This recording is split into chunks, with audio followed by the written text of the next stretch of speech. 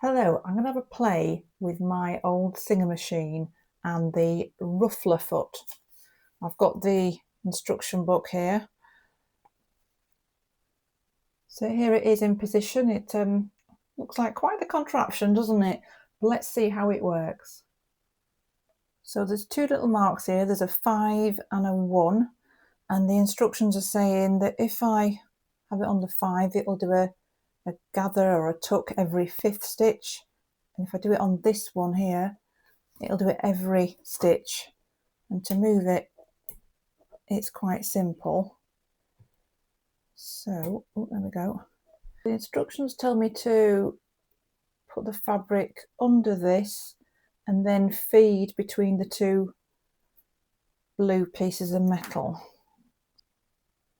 I need to go.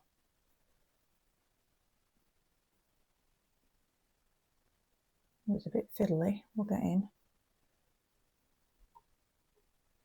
And feed it in position. Here we are. So I think I'm ready to sew there. So I'll put the foot down. I've got it on the number 1, which should gather every stitch. Let's see what happens.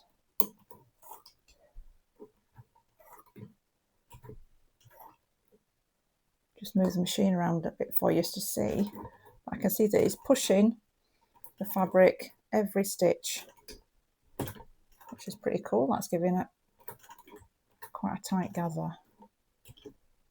I'm going to move this to number 5.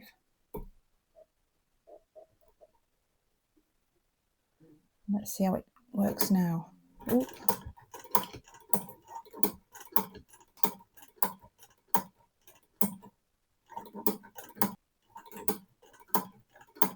Yeah, that's making little gathers.